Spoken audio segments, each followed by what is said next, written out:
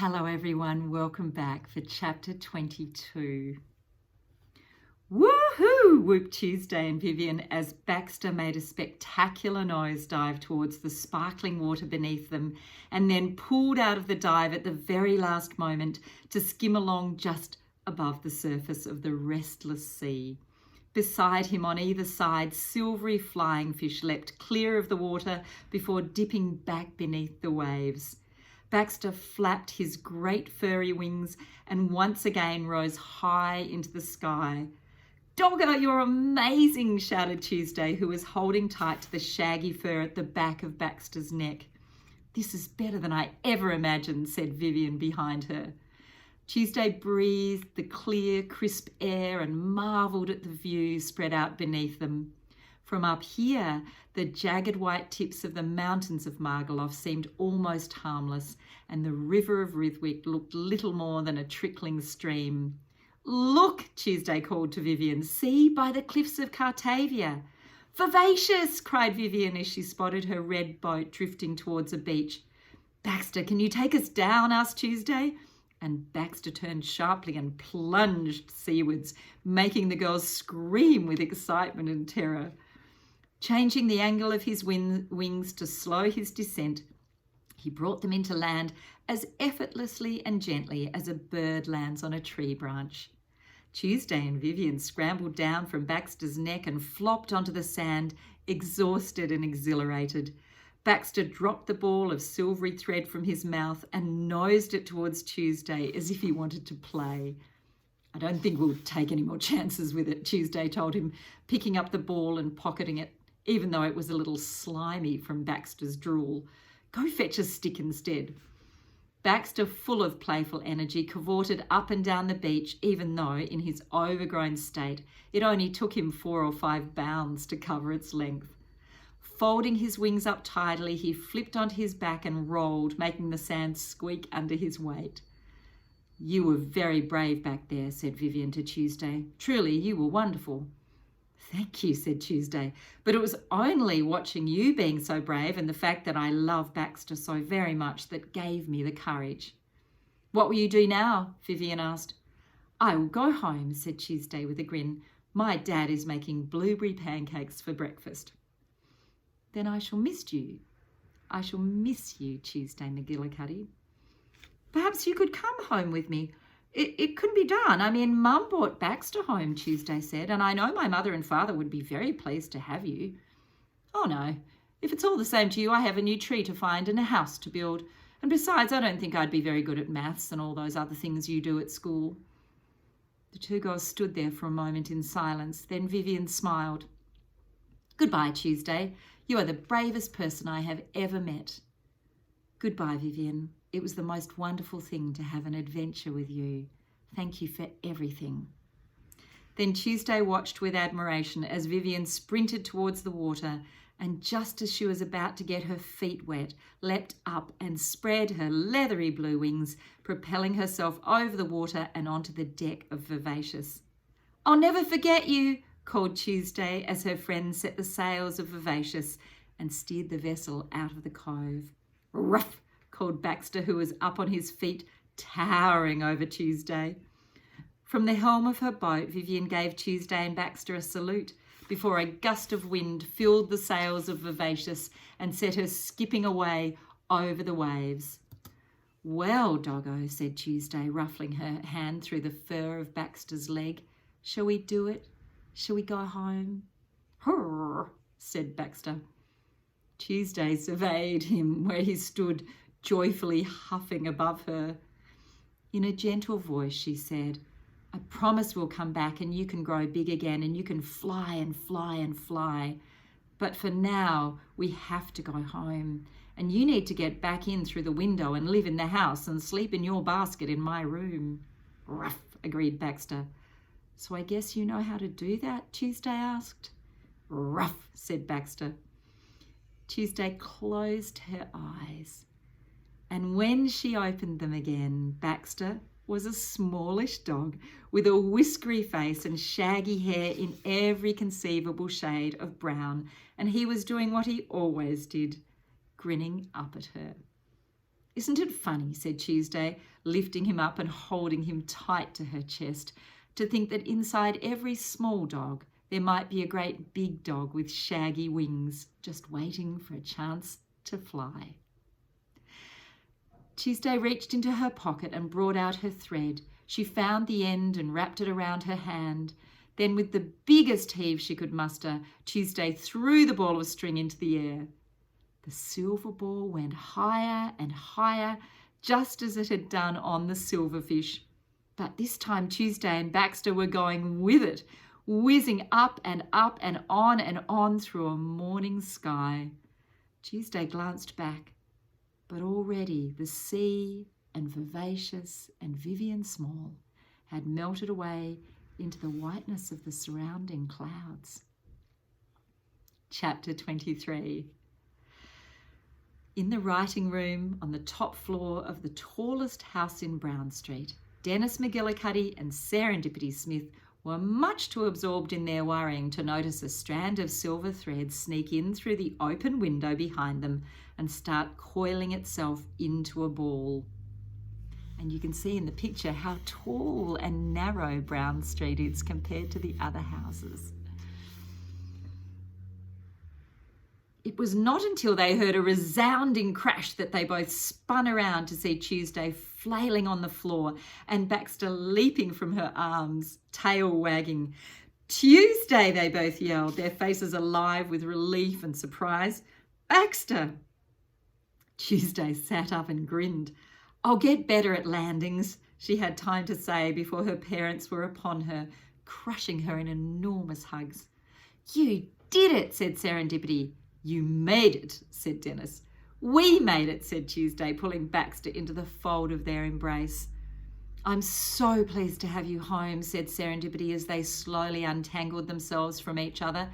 "And look at that thread." "Mum, Dad, it was amazing," Tuesday said.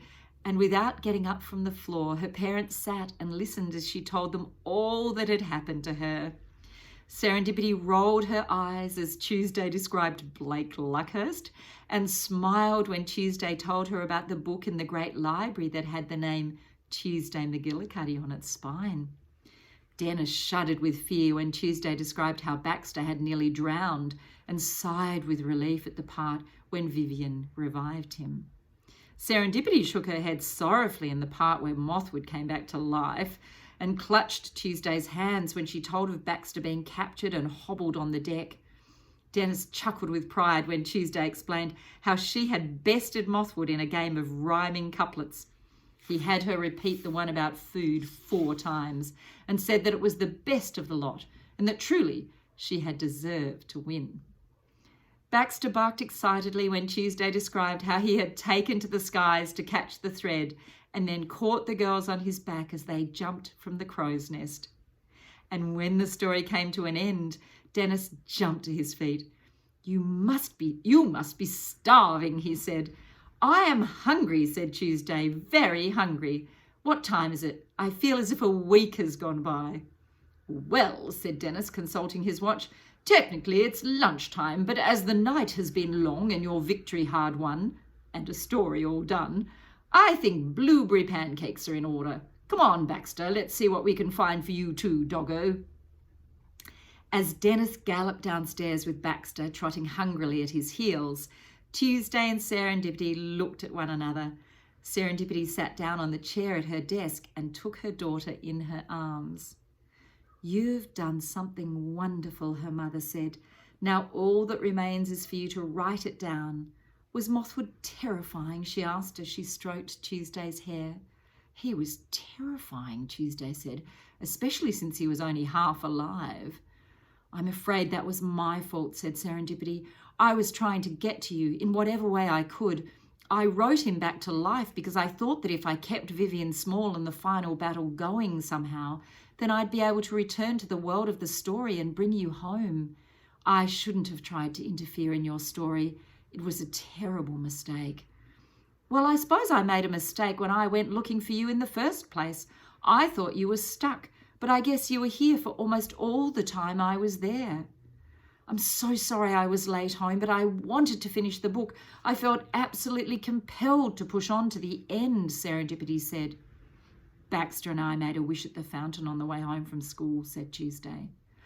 Ah, said Serendipity, wishes are very powerful things. But if you hadn't stayed late, then I'd never have gone at all, said Tuesday, smiling. And when coincidences happen at precisely the right time, said her mother, that is what you call a serendipity, called Dennis from downstairs. Tuesday, breakfast in 10 minutes. Serendipity and Tuesday looked at each other and laughed. And then a thought occurred to Tuesday and her face grew brave. Mum, did you know that the librarian knows our secret? She knows that you're my mother. I didn't tell her, she already knew, but I did tell someone. I told Vivian. I had to, I was so desperate to find you. It's all right, darling. I hardly think the librarian or Vivian are going to have it splashed on the front page of the newspaper. Do you? Mum, there's one other thing that's puzzling me, Tuesday said, about Vivian. Yes. When I talked about you with Vivian, she seemed to think you were an imaginary friend. That's a good way of putting it. Do you know what I think? Mused Serendipity, looking out the window that was still open to the day. I think that characters in stories have their own lives to live, and we are not important in those lives. When we are with them, we are as real to them as they are to us, and they allow us to share in their adventures. But when we leave, we slowly fade away from their minds. Not entirely, of course. To them, we become something like a dream or a distant memory. I think that while it is our business to keep them vivid in our hearts and minds, it is not their business to do the same for us. But if you fade away into Vivian's dreams, will I too? I expect so, my love. Oh, said Tuesday, feeling a little crestfallen. Don't be sad, darling. You can meet her all over again whenever you want to. That's the wonderful thing about it. And what about Mothwood? You meant for him to die at the end of your book, and then you changed it. I did, and those terrible changes I made are right there in the bin. But we both know that more happened after that, Tuesday protested. Yes, my love, but that's part of your story, not mine. So let's deal with the ending of Vivian Small and the final battle. Properly and finally, shall we, said Serendipity. She drew the manuscript towards her and picked up the last page. This she threaded into the typewriter. Tuesday read aloud the final lines Serendipity had written there. Vivian lay down in her hammock to sleep, although her right ear, the one with the pointed tip, remained as tuned as ever to the call of adventure, it concluded. It's perfect, Tuesday said. Thank you. Serendipity flipped open the little silver box that sat beside her typewriter and delicately plucked out the short thread of words that lay within. You love writing, don't you? Asked Tuesday. I do, said Serendipity. It felt so real, but did all those things truly happen to me? Asked Tuesday. When it's done well, said Serendipity, it can feel as real as sunshine on your face.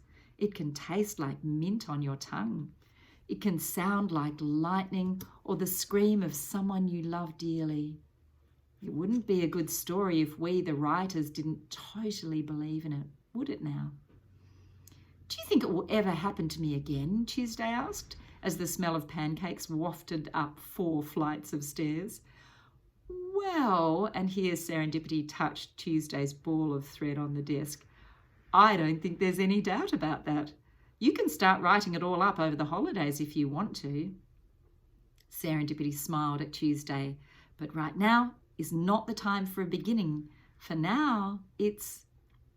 Tuesday nodded as she looked at the page sitting in the typewriter. Here, why don't you do it? Asked Serendipity. Really? Said Tuesday.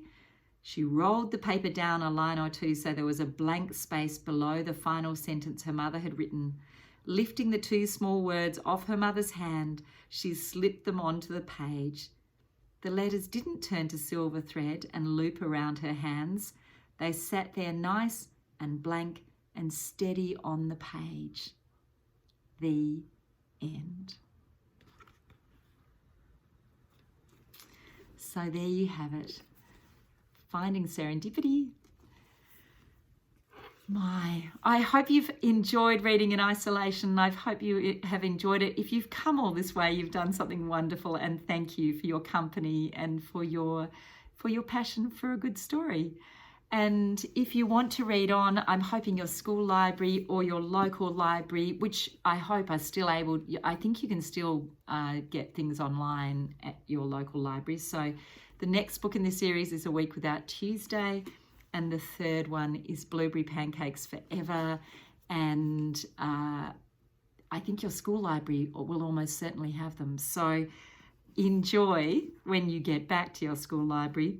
And of course, your local bookstore would have them if you can't wait and mum and dad can see that you really, really, really, really, really would love to have them, and it might be a birthday or even Christmas, but I hope that you get to read the next two if you've loved the first one.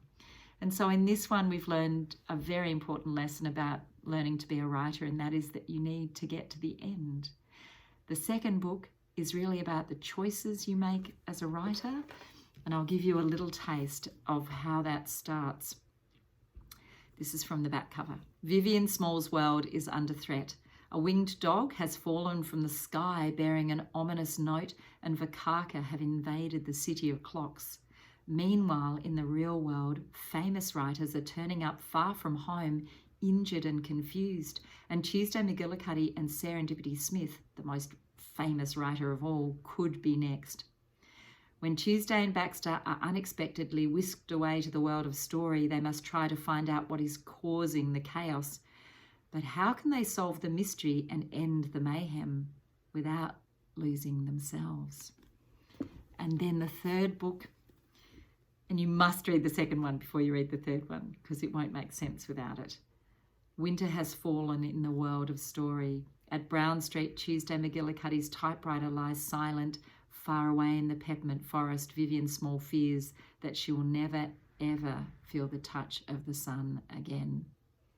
And then the mysterious Loddon appears, and I'm not going to read on there because he's a terrifying character, and I loved him. He's by far the most terrifying character we've created.